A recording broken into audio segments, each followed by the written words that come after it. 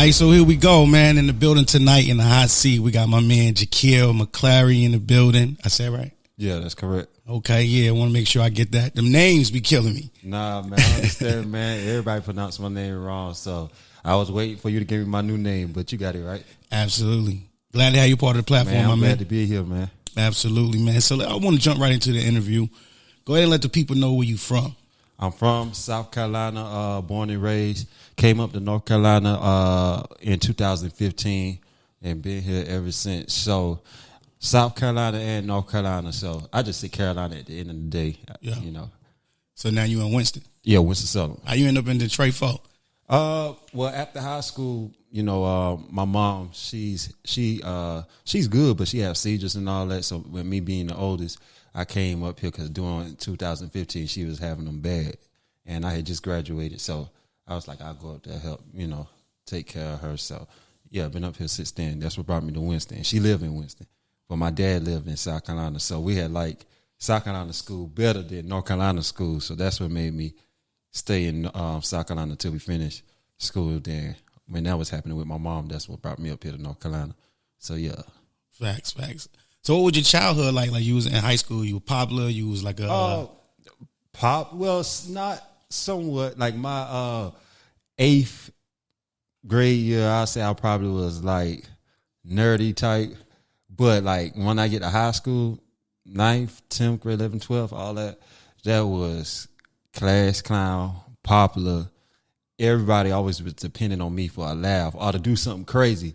And I always stayed in trouble for other people because they wanted to get a laugh through me. So I was like, okay, I already know what my calling was. So, yeah, with me being able to make everybody laugh, I said, okay, yeah, I know one day I'm going to want to try comedy. So give me like 3 words that you would say describe JAKEEL. Humble, dedicated, and hungry. And when I say hungry, I mean like hungry for success. You know, I'm on the grind. Mm-hmm. I like that. Yeah. You got to stay hungry though. Yeah, you got to. You can't never be too full. That's when you run out. So you got to stay hungry so you can make it to the top. Just get all you can. Dope. Take it all. Dope. My question to you is, what kind of made you wanted to start pursuing comedy? I mean, I know you said you was, you know, popular, then you was class clowning and all of that, but what really made you pursue comedy? I say like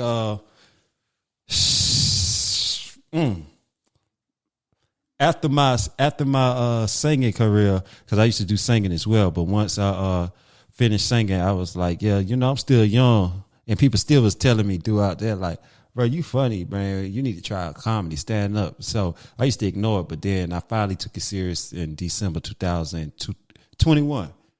And yeah, I started my comedy career December 2021, but gone since then. So after others kept telling me I was funny, I said, you know what, let me take this on the stage and see if I can make other people laugh.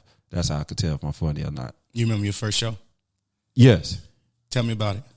First show right here in this city, Charlotte, North Carolina. Shout out to Charlotte. Yeah. When I made up my mind I was going to start comedy, I called up to the Comedy Zone. But I was so hungry, I was trying to get on stage ASAP. So the Comedy Zone, they didn't have nothing false with amateurs night or open mic coming up during that time. So I was like, okay.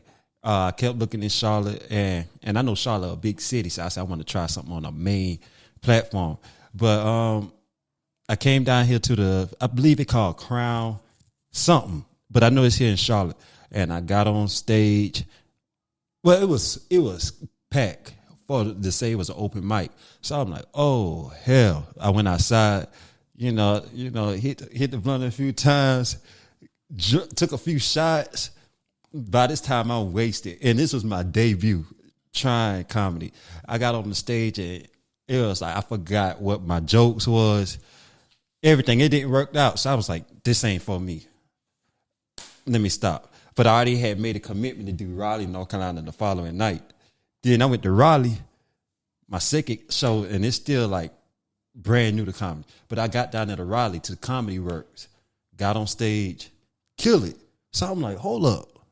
I bombed last night, but tonight I did good. So I was like, okay, hold up. Maybe I need to, keep doing this. So I just kept doing skits a lot during that time.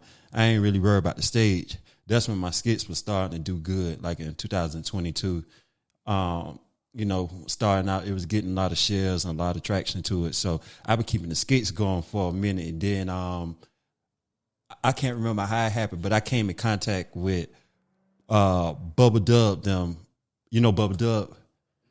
Okay, but yeah, he, the comedian, used the term trash a lot. But yeah, so Bubba Dub, I can't remember how I got in contact with their team or not, but got in contact with them, and they gave me like my third show. That was in Raleigh, North Carolina. At the Sheraton Hotel in the ballroom, Bubba Dub was coming. I was his featured guest, and ever since then, that show went good. So I was like, okay. And I kept trying to find my way with bookings, but a lot of comedians were telling me, like, keep the skits going, and, eventually promoters could reach out to you. And then I just kept the skits going. Then come to pass, the promoters started reaching out. So then that's when the shows start coming in, heavy since then. So I say 2022 and 2023 was my great years. Just say I was just starting out in comedy. So that's something I want to touch on right there. Being a skit comedian and being a stand-up comedian. What's the difference? It's really, okay, certain people different. Certain people just funny in skits. Certain people funny on stage. But you got to be able to do both. But I want to, I want to make others laugh on the internet. But the main thing is if you can make them laugh on stage. Because if you can make them laugh on stage, you got a lot of great opportunities, waiting on you as far as with shows and tours. Now with the content as well, if you got a lot of good videos on stage, on your social media platform, it could open up a lot of doors for you in acting, modeling, a lot of other great things. So if your content good, your booking's gonna come. And then if you're good on stage, it's just gonna increase your value as a comedian. So if you could do both, it's phenomenal. That's dope. So who was some of your comedian influences? I got a lot.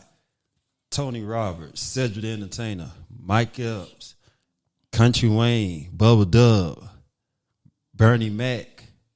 I like George Lopez, Sinbad, Richard Pryor, Robin Harris. I could go on. It's a lot of comedians, and then I'll stick with those names right there. Yeah, because I watched them a lot. Yeah, and you was just at the We the Ones tour. Yeah, with Mike Epps. You was backstage with them. Yeah. What was that like? That whole experience? Because you was with everybody, Tony Roberts, everybody. It was good. Shout out to DJ Wild Hill and Bubba Dub. They been told me what it is once they got to North Carolina Falls with their show, coming to hang out with them. So, once I got there, I performed at the Greensboro Coliseum back with Cedric the Entertainer them back in 2023. But, getting there, it was just a great experience last week. Got there, the security gave me a hard time. They was like, your name ain't on the list. We not let you in. So they held me up at the gate for about 30 minutes. Then Bubba Dub and his manager, they came and they got me from from the securities and got me inside the Coliseum. But once we got backstage, it just was a wonderful feeling, seeing Mike Epps, Mojo Brooks, Corey Holcomb, Tony Roberts, Carlos Miller, Bubba Dub, everybody just embracing, having fun backstage, fellowshipping. It was just an experience like no other. Then we came here to the Queen City the following day on that Sunday and did the same thing. So that was just a great weekend. Yeah. Now, so you actually performed at the We the Ones tour, right?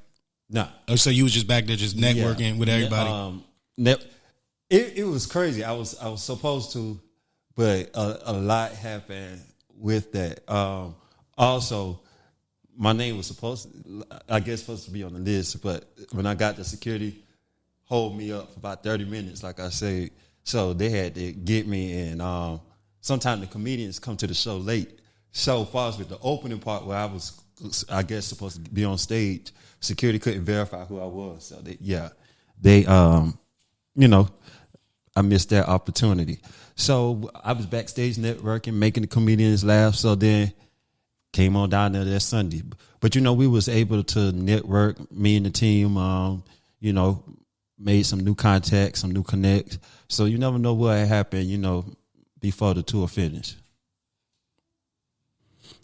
So now I'm trying to ask you like your comedian style, I would say.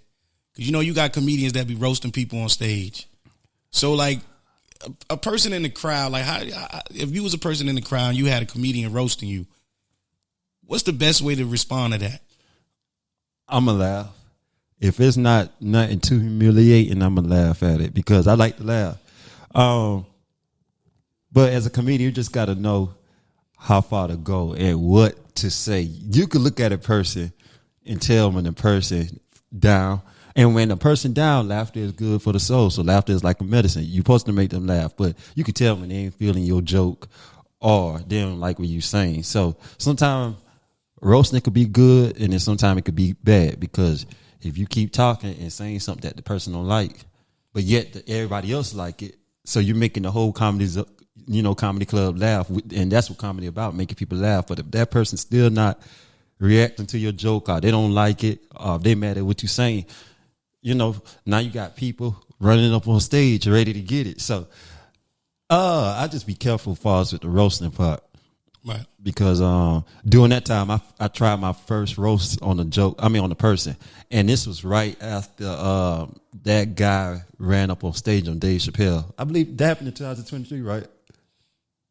Y'all remember? He ran up on Dave Chappelle? Yeah, and the security beat his ass on that. Nah, oh, yeah, I remember that. Yeah. So I think that was. And everybody started stomping him out. Yeah, I remember that. Yeah. So right after that, I think I did a show in St. Louis. I think it was St. Louis. I can't remember, but it probably was St. Louis. But yeah, it was St. Louis. I was at the Grand Ole Theater, and I made this joke, and this guy wasn't feeling. I hurry up switched that joke because I'm like, okay, he ready to come on the stage, and I'm by myself. I flew out to the St. Louis. I say I cannot go back to North Carolina with no ass whooping, so I just left that joke alone. So you can admit that being a comedian is dangerous too. Yeah, it is because if you making videos of that a person don't like, or if you roasting them at the show, mm-hmm. If you ain't got no security or no entourage with you, you liable to have a conflict, with that person after the show, or if a person just infatuated with you, they could be following you after the show if you ain't got no security with you or whatever. People just be wanting to do anything. It's like if they think you famous or if they see you in the spotlight, people be ready to do certain things. So it could be, I say if you like on the top or if you rising, you better have like some security with you because you never know the intentions of other people. Yeah, that's crazy. So just be prepared all the time. Like just don't go certain places. It's common sense. Like for me, I don't go certain places. I be in the house certain time. If I go out, it's in another city. I just move cautious. I can say for me, I can't speak for other people, but I know for me, I just try to stay safe all the time. Now, is there any comedians out there, local comedians, is there any local comedians out there that don't really rock with you? Or you may have conflicts with or some type of situations? Yeah, I won't call no name, but yeah, when I first was starting out, I reached out to this comedian and I was trying to get advice on content and try to get, advice on how I could get more shows and all that. And he came off hard on me. He was like, bro, you got to put the grind in yourself, blah, blah, blah. And he basically was saying, like, don't ask him for no advice. Get out his inbox. So I was like, okay, bet. I just kept grinding, doing my shit or whatever. And then once I started getting like some bookings and start, flying to certain shows and being in a movie and all that, then that same comedian reached out and was like, hey, bro, plug me in some of the opportunities you got. I was like, nah, hell no. Like, bro, you didn't want to work with me. But yeah, that's the only conflict I had, but other than that, I get along with everybody. Yeah. Now, how do you keep up with your material? Because I'm asking you that because I don't understand why some comedians, they want to be a comedian, but they don't know how to keep up with original material. I mean, how can I put it? I don't want to sound weird when I say this. I write just to have it down, but everything, I don't know. I got a good memory box. I remember stuff like far as my material.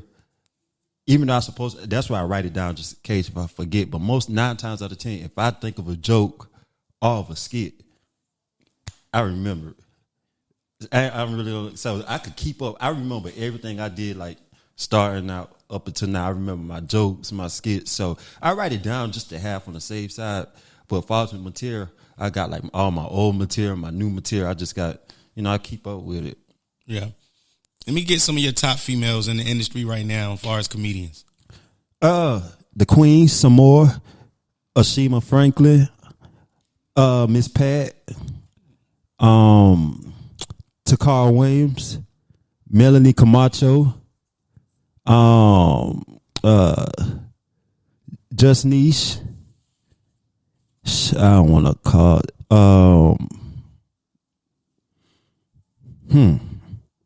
Okay, North Carolina, you got Stephanie, Denise, you got Fayetteville on Aisha. You got a lot of great comedians, like far as females. And I'm trying to be careful because I don't want to miss somebody's name. And so the last 2 you named was local? Yeah. Yeah. So I like a lot of female comedians, Wait, I forgot about what's her name? Cheryl Underwood. Mm-hmm. Yeah, so yeah, it's a lot of them out there. Yeah. What about far as the male comedians locally? Man, let's start here in Charlotte. You got a lot of great ones. You got Julio Hennessy, you got Jeans Jones, TB Too Funny, Burpee, Cousin Clyde. Man, Charlotte got a lot of great comedians, but you got Keno in Greensboro. You got James Tuttle in Winston-Salem. I say Jason Tuttle in Winston-Salem. Shoot. You got JB Braswell, Charlie, man. Man, it's so much great comedians, man. Don't put me on the spot because I don't want nobody to just go back and watch this live and I forgot somebody's name, man. You can't get them all, though. Yeah, but it's a lot of great ones out there, man. That I be getting advice from as well. Shout out to those two though that name JB Braswell and Charlie. They actually on tour with Bubba Dub, and I met them when I was doing some shows with Bubba Dub. So yeah, those are my guys. Charlie out of Norfolk, Virginia, and JB Braswell out of Montgomery, Alabama. Yeah, you see a comedian that ain't, it ain't for them. And they still want to do it, still want to go on stage, probably get bombed every time they be on stage. When do you tell a person, and you may know this person, when do you tell them to stop? Like, yo, it ain't for you. Now, as far as with that, I had that done to me. Like, I'm going to be honest with you. Like I say, when I started comedy, I did not always have great shows, but it was just in, I was just determined to keep going because I know what I could do. So, like, some of the shows I bombed out, I had, like, family members and friends telling me, bro, stop. That's not for you. Blah, blah, blah. You're not funny. You're not. I was just hearing all the bad stuff to why I shouldn't keep pursuing comedy. But then when I started, working, when I did my couple of shows with Cedric the Entertainer, and then I did about 7 shows with Bubba Dub. Tim Shropshire, flying out Chicago, St. Louis, Philly, New York. So, once I started, making some rounds, like I say, those same ones who were telling me not to do it, those was the ones kept encouraging me and was like, bro, you doing good. Get me in the show. Like, some of the main ones was hit me up like last week when the We The Ones tour was here. Bro, give me a ticket to the show, man. I want to come hang out, blah, blah, blah, blah, blah, blah. You with everybody. It just, yeah, it's natural. That's what people do, so I'm used to it. So what are some of the things you love about Charlotte? Everything. The food, the city, the sports, the people here. I just love the city type. You know, I came from the country. I'm from King Street, South Carolina, and raised in Hemingway. But where's that close to? Myrtle Beach, Okay, Florence, Lake City, Sumter. You know, it's around all that area. But yeah, I came from the country, so coming up here, it was like I was like a raccoon in Times Square. Like, yo, look at all this, because it's not. But it's like a few stores, cotton fields, small town population, probably like 800 people there. So it's not really that much. So yeah, coming up here was a major difference in the city life. So I love Charlotte. I love it. Charlotte feel like my second home. Mm-hmm. Yeah. Whenever I get down here, I just gotta, let whoever know I'm in the city, and it's just like I said, it's home.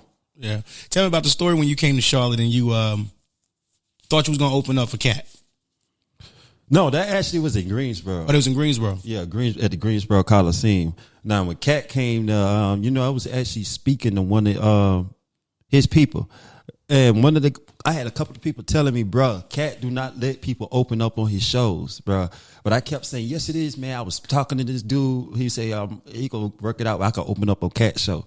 They kept saying, bro, when you open up for Cat, oh yeah, this lady in Philadelphia, this promoter who booked me, cause she cool with Cat Williams, Ricardo. She a chef.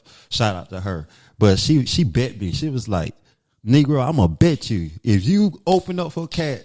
She said, I like your comedy. I believe in you. But I know how Cat is and his team. She said, but if you open up for Cat, I'm going to shut my catering business down. And she made good money. She cooked for a lot of big people. I'm like, okay, your business about to be shut down. You about to be broke as hell in a few weeks because I'm opening up. So got down to the Greensboro Coliseum. Got there, went inside. I'm cautious because I see how it's scoped out. But I done told certain people during that time I'm going to be opened up for Cat. So I had to make it happen. So I'm still around the arena, got inside. And once first I was sitting inside the arena. But then once I left out the arena, I made it to backstage. And once I got down there, bypass security and all that, I see Monique, Tommy Davidson, Ray Grant, I forgot who else was down there. Yeah, Mcclary. But then I told the people, I said, you're not supposed to be opening up with Cat. So Monique, them, I guess I don't know. I don't know what made them, but they just kept talking to me, and that's what made me comfortable. When Monique, Tommy Davis, everybody, once I told them I'm a comedian and what I do, who I don't open up with, they just were talking, we laughing and all that. I didn't have no badge on, so that's what made me steal it out. Everybody else had VIP access. Even Monique team had it. So the guys look at me, they like, I see them looking for a distance, but I'm still fellowship with Monique and I'm like, I'm gonna be good. Because Monique them on the show, so they ain't about to bother me. Man, no big guys walk up to me. It was like two white guys. They both probably at least about close to 7 feet tall and about 250 pounds solid.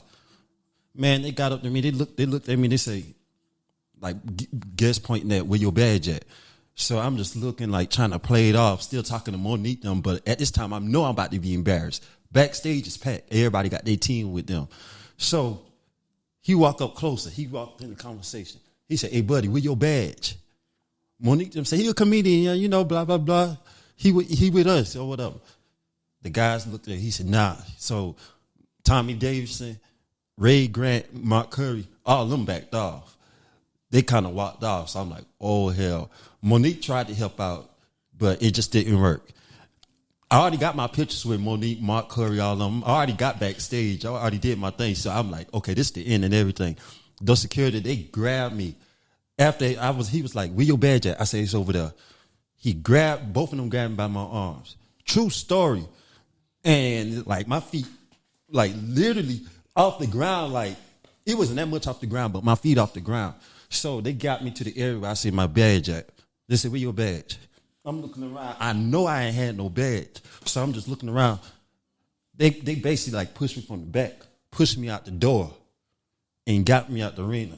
So I was like, never again. But that was funny though. It was funny. And like, once I got out, I just stood backstage, wait on Monique. All of them came out and they was like, they saw what happened. Tommy and Mcclary, they was laughing. After the fact, once I was outside, they was laughing and was like, stay in touch. So yeah, that was a funny, cool experience. But I'll never do that again. I never. Now, you don't think you could have turned that situation, that was a bad situation, you don't think you could have turned that to comedy in a funny situation? In that moment, no. But on stage now, yes, if I talk about it, yeah, I can. But during that time, nah. Because I really thought that I was going to be opening up for Cat, because I was like, some guy told me during that time, I'm thinking I'm going to be opening up. So I'm trying to call the dude while security them was there, like telling them I was going to be opening. It was like, nobody don't open up on Cat shows. So they was like, dude, we don't know who you been talking to or whatever, blah, blah, blah. So I'm trying to call the number that I was talking to. The number ain't answering. So that's how I knew it was some shit or whatever. But yeah, like I said, I was able to get in backstage. So that's what gave me some hope. But then once that I had that encounter with security, I was like, it's over. Now, did any one of them, Monique, Tommy Davis, and any one of them, did they give you any good advice? My phone over there, but Tommy Davidson gave me his number, so I still every now and then, I reach out to Tommy Davidson. Me and him had a good time that night at the Coliseum. We laughed, we joked. He gave me advice. Like I say, Monique did the same thing. Ray Grant. Once I showed them that I was a comedian, who all I don't work with, they gave me advice. All of them. The only one who wanted me out the arena was Cat Williams, and Cat made his security do it. Because Cat was getting ready to go to his dressing room. He was just backstage, and the security was walking with him backstage. But when Cat seen me with Monique and all them, but he seen I ain't had no badge, he gave to his security the sign. He ain't even say nothing. He was with them, and they started looking at me. So whatever sign he gave while he was looking at me, that's what made them come to me. And they see I ain't had nothing. They got me out there. So that's a funny experience. But that night, I was like, let me get my ass to the car. I was embarrassed. I was like, I can't go back in there. No nigga, they done got me out of there, like, got my arms in the air like a chicken. I said, I can't go back. So my feelings was hurt that night, It's still, on my way home, I'm calling the number, mad as hell, trying to call and curse that dude out. You motherfucker. Did it make you want to stop doing comedy? Nah, because during that time, I already had opened up with Cedric the Entertainer, Curran Claiborne a few times. I did Justin Whitehead, Bubba Dub, and then the movie was already out that I was in. So, it definitely didn't want to make me stop comedy. It just made me add a segment to my material that I do. So I still haven't went in that yet. Like, I'd have had a lot of encounters with a lot of celebrities. Ja Rule, Pleasure P, then that situation with Cat Dump. So it's a lot of material like far as with celebrities that I still haven't took on stage yet, that I'm gonna be taking on stage. Who do you feel like your most respected comedian is of all time? I don't know. It's you asking who do I respect? Yeah. And so let me just okay. Okay. I'll say Cedric the Entertainer. Why would you pick Cedric? The reason why I'm gonna say that, because when I was here in Charlotte the week before the show was already established. But the owner ran into, after I did the show with Bubba Dub that Sunday night, I stayed at the hotel downtown, and on my way leaving out that Monday morning, once me, Bubba Dub, all of them had got some to eat and finished some skits, the promoter from that venue, Queen City Soundstage, I believe that was the name of the venue, Lamar, I think that's his name, George, or something like that. But anyway, we ran into each other. And I didn't know he knew who I was. He was like, he was at the show last night. He was like, man, it's crazy. I just seen you at the show last night. I was in the crowd when you and Bubba Dub, blah, blah, blah. And he was like, man, I ran into you this morning. He was like, man, Charlotte big. And we just was both laughing how big Charlotte is. And we ran into each other like this following morning. But anyway, he was like, man, I got Cedric the Entertainer at my venue next week. He was like, it's going to be big. You ever heard of my venue? I'm like, nah. He showed me. So I'm like, yo. He was like, man, I want you to perform on that, but I gotta get with Cedric and his team first to see if Cedric the Entertainer approve it.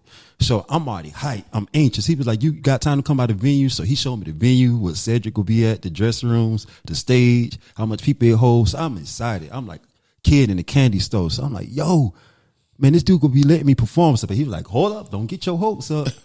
I gotta find out from Cedric if it's cool or not." So that whole week, almost about to be finished. So I still made the post on Facebook. I did it in faith though. I was having faith like Cedric will let me do it. So I don't post on Facebook that I done got the approval from Cedric when I ain't even heard from the team yet. So the dude ended up calling me that Thursday. He was like, "Hey," and I didn't I didn't save his number during that time. So I'm like, "Yo, who this is calling me out of Charlotte?" So I disguised my voice first. I say, "Hello." It sounded like an old lady and trying to figure out who it is. And he was like, "Lamar." I'm like, "Who this?" So he just kept talking. So I was like, "Okay." So I'm like, he was like, "I need to speak to JAKEEL." So I said, "Hold on for a minute." And then I came back to the phone. I was like, "Hello." And that's when he was like, "Yo, JAKEEL, blah, blah, blah. This Lamar you met Monday. I got the approval from Cedric. Man, they cool with." He was like, "I sent them some of your videos and all that." He said, "Man, they say you'll go." I'm like, "Yo, get the fuck out of here." So I'm doing this time. I'm muting the phone. I'm jumping around in the house. I'm like, "Yo," I'm anxious. And that Saturday got here. I'm like a kid in the candy store because I had just met Cedric the month before at the Greensboro Coliseum. And I told him, I said, "Man, one day I'm going to be on the show with you." I told him that. So that's why I was anxious. And then the following month, I got the show with him. So when he finally met, he coming through the, Charlotte to the show. He came in the building. I'm backstage. I spoke to him. He walked past me. So I'm like, damn. So I didn't do this. I'm going to get ready to go on stage. I went on stage, did my thing, came off stage. He shook my hand soon as I came off stage. Cedric back there. And that's where he say, "I wanted to see what you do first." So during that time, I was like mad. But then basically, once he shook my hand, once I came off stage and gave me the advice and and tell me how awesome I did in front of all them people. Because you've been to the Queen City Soundstage. How many people are holding there? Shit, don't get me lying. I don't know. I know it called a couple of thousands. But anyway. Probably so. Yeah. I know, man, when he congratulated me and told me, the advice that I needed, and he told me my mistakes I made that night, but he was like, "Overall, you did good," from all those people. That made me feel good. And it was like, yo, Cedric didn't have to choose me. All these comedians in North Carolina, he could have said no. Mm-hmm. He just doing what he do, but they gave me that spot on his show right before he came on stage. Nigga, it was me, then Cedric. Bro, I was excited, bro. I was like, that whole week, man. So it was like, yeah. And then Burpee hosted that show. Shout out to Burpee, Charlotte. It was a great show. So yeah, I always cherish that moment, having that opportunity, and Cedric not saying no. Because that whole week I thought he did. Like I said, Thursday when I got here, that's when I got the call. So Monday, Tuesday, Wednesday, I'm like, yo, I done made this post on Facebook and I ain't getting nowhere. I'm like, man, I'm going to have to delete this shit I saw. But yeah, that's what happened in that. So yeah, Cedric. Facts. So you say you was in a movie? Yep. Couch Party. It's on Tubi. During that time I had a small part in that movie. But that movie also led to other big opportunities, because people say they love that part in the movie. In the movie, that was like some action. I got choked out, dragged, and I went unconscious. And my ass was out in the grass taking a nap. I was night. So it was like, that movie did good. And for a while, it was the number one movie on Tubi. So, it did. Last year, we did a movie in Atlanta. It still ain't came out yet. So I know it's coming out sometime this year, because when we did the movie Couch Party, that took about a year before it came out. So the movie we just did in Atlanta, I'll be posting more updates on my page and everything, and when they're about to come out. But that should be ready soon. So far under my belt, I got 2 movies right now. Congrats on that. Yes, sir. So I asked you some of the comedians that you respected, you know what I mean, or the most respected comedian that you think? And the reason why I say that, and we were talking about the movie that you're in, because it seemed like Martin Lawrence, Eddie Murphy, you already know they most respected, you know what I mean, being comedians or whatever, been in the industry for a while, a long time. But it seemed like it get weird when you get to Hollywood. So how excited would you be if they asked you to wear a dress and play a role? And it's a big role, but you got to wear a dress. Nah. Only reason why I say that, I still, when I first started comedy, I still got the video on my page. I did one video when I did a dress, and the video's still up. Video got good traction. It's on my JAKEEL Mcclary official page. It did good. Like I say, a lot of good numbers, comments, shares, and everything. But then I got a call from a big comedian, his manager. Well, it actually was Bubba Dub manager. He was like, nigga, that video funny, man. He was like, but man, don't put on no dress. And I'm like, okay. It did. Right after that, Cat Williams came out with that interview clowning the other comedians. You know, I mean, it's, how can I put it could show your talent and how creative you could be, especially showing a woman character. But nowadays, everything is kind of, you know, judgmental and all that. So right now, I won't do nothing with no dress, especially if Hollywood was to reach out. Nah, like, it's a lot come with that. So nah, yeah. I have faith and just keep going until I get that right opportunity. Yeah. Who you think the king of skit comedy right now? You got Mojo Brooks.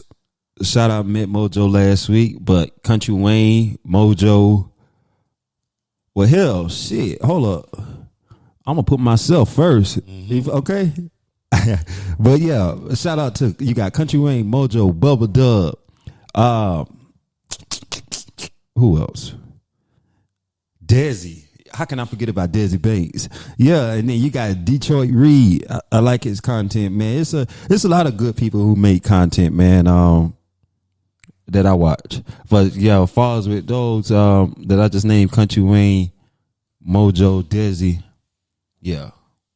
You ever heard of Myron Jules? That's my boy. Yeah.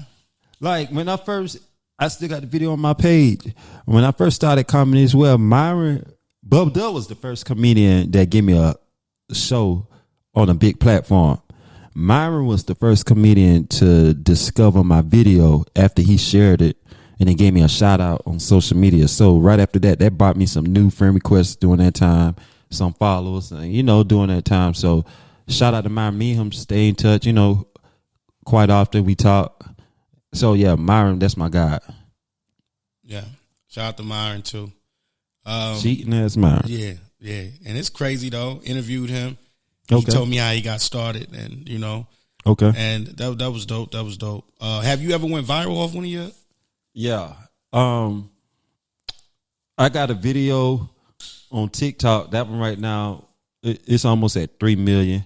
But on Facebook, all my videos on my regular page, on my JAKEEL Mcclary page, 2 of them that I had one that hit 7 million. And then that was when I had just finished the show in Philly.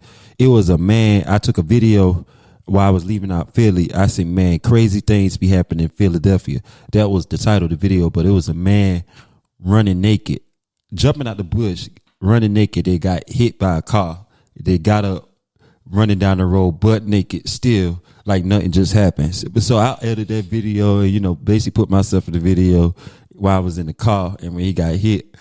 And that video went viral. Then soon I started sharing all on Facebook how this video got 7 million views. And, within 2 days, Facebook told me somebody reported my video. So I'm like, what the fuck? So I know it then. So it was somebody who reported my video, got it took down. But then the other one, the Alabama Brawl, when I edited that video and added my twist to it, that did 5 million. Then Facebook took it down and said that was bullying. But some of my other videos now that's still on my regular page, those videos, I think the max as far as reviews I got on one is 400,000 views, and I got a couple of them still with great number. But right now, for the last couple of months, my page was shadow banned, so I don't know why, but I just keep going. Yeah, I got the right connects who I need, so it's like just keep going, put it out there. How do your family feel about you doing stand up? Some like it and some don't like it. Like the older ones, they be telling me all the time, like, you saying this on stage, you saying that, blah, blah, blah. Are you doing that in your videos? So I just, a lot of people don't like a lot of stuff. So I know what works for me, and I know what I can do. And I know at the end of the day, it's just comedy. I know who I am. So I don't let that stuff kind of get to me. I respect it, but, I just keep going because I know I'm just trying to make people laugh. And I do clean comedy too. So it's like I know how to separate them both, and I know how to do comedy for a clean crowd, comedy for adult crowd. It's just like you just got to know how to cater to your audience. So I say at the end of the day, like when I do like clean videos or clean comedy set or some church videos, my family love that. But then when I do like the regular comedy stuff, or if I'm in the, cursing or whatever, they don't like that. So, like I said, I respect it. But at the end of the day, I know it's not who I am. I'm just having fun with the people. Facts. You do impersonations? Somewhat. I mean, I got to study the person for a minute. But I can do it. I got a couple of family members who are personal friends who I be impersonating real well, but far as with celebrities, I ain't tapped into that yet to see who I could really impersonate. Yeah. Speaking about impersonating somebody you know very well, MJ Footworks. Y'all was backstage on We the Ones tour. I think Mike Epps opened it up like after he finished. He kind of roasted him a little bit. Yeah, Mike Epps say with that bullshit dance moves. Yeah. That's my guy. MJ Footworks. I met him 3 years ago, and ever since then we stayed in contact with each other. Kept going. We talked about doing skits. Finally, was able to do skits together, and we started, talking about some stuff what we want to do together, as far as with entertainment, and we just built the relationship, kept going, and like I said, the other weekend, it's crazy how that happened. I know he don't mind me sharing the story. While we was at We the Ones tour, I was backstage. It was just me backstage, like far as with Tony Roberts, Mike Epps, Bubba Dub, all of them. But then once they got backstage after the show, they was like, man, who is that Michael Jackson dude sitting in the crowd? Blah, blah, blah. They was like, man, that nigga. They was like, man, while I was on stage, I'm almost messing up my set. Man, I'm just keep staring at that nigga, man. I couldn't believe Michael Jackson was in the crowd. Man, that nigga had me all confused. So all of them were laughing and joking about MJ Footwork. They was like, Michael Jackson here. So I was like, y'all, man, me and him came here together, man. I could get him back here. And so all of them was like, for real, Corey Holcomb, Tony Roberts, all of them was like, man, get him backstage. I got him backstage, and the rest was history. Once they seen him, they started laughing, having fun, got him to dance. And that's when everybody was like, man, come tomorrow. And yeah, ever since then, we came to Charlotte, and yeah. Yeah, he doing big things too. Yeah, he doing big things. Snoop Dogg, a lot of big celebrities done shout MJ out. So yeah, keep going, MJ. Man, you putting on for the Queen City and Winston-Salem. Absolutely. And before we close out, is there anything somebody didn't tell you about comedy? Yeah. Shoot. You go have you go have different people like to tell. I could put it like, well, that's anything you do. You could have people to tell you that you're doing good or whatever, to try to stay in your way. And I find out you got people who want to see you fail. So I say in comedy, I see you got a lot of good and bad fars with people. And then you got the, and then I say fars with stage wise, ain't nobody tell me like fars with put it up. Well, I say like this: when I started out, until I got in touch with Bubba Dub and his camp and a lot of great comedians, I didn't have the advice. Like I said earlier, starting out going on stage. So when starting out on comedy, it was like nobody told me how rough it could be. Like starting out, building as a comedian, getting shows, getting your content to pop, setting your jokes up for the right spot. Nobody. I just kept going by myself, keep teaching myself and all that. So it's like, yeah, nobody gave me really no advice on what to do until I started working like with some notable names. Now I be having a lot of people from everywhere just be wanting to call and give me advice or tell me stuff now that I should have known back then. Because when I made the post that I was about to start comedy, I think I had like about 300 likes, over 100 comments, a lot of shares. So it was like everybody was excited and ready to see me do it, but ain't nobody gave me not one piece of advice on what I should prepare or what I should look out for and all that. So it's like, yeah, they left me to drown. But I won't say I'm at the top now, but I'm climbing that ladder. So brick by brick, but it's almost where it should be at. So yeah, I'm just keep going and keep God first. Right. How you feel about being on the platform? I love it. At the same time, like I'm cautious because at the end of the day, I tell people, yeah, you may see me flying or doing shows. I'll be with all these big people, all that. But it's like at the same time, certain people is different. Certain people have different mind set. So like certain people understand that you upcoming, you rising, you in the grind mode. You got to put in the work. That I'm not there yet. I'll be there shortly, but not yet. But then you got the ones who feel like, oh, he around all the people. Oh, he fly. He be doing this and that. Oh, he already famous. He got this. He blah blah. Well, nah. It's still putting in that work. It's grind time. So I be telling everybody, when people call me celebrity, I be hearing that all the time. What's up, famous man? What's up, celebrity? What's up, superstar? I always shut that down. Like, nah, that's not me. I don't never go by that stuff. I just wait until God elevate me there. Then once I'm there, physically, mentally, spiritually, financially, all that, once I'm at the top, then I accept it. But I like, I don't get caught up on all that. I just be on the platform, keep grinding, and, just making people laugh. Right.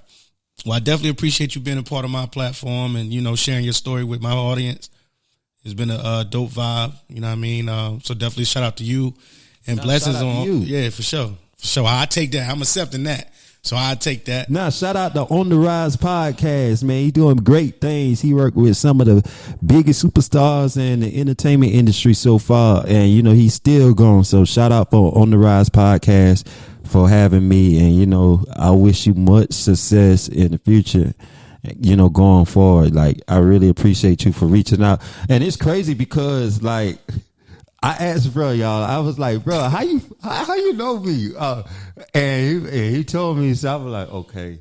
But, then I thought, I had some issues. I was like, bro, I don't know if we're going to make it. And I was like, I want to do it, but I don't know if it's going to work out with the timing or whatever. But, here we is. We here. So shout out to you for making it happen, bro. And like I said again, man, I'm happy to be a part of your platform.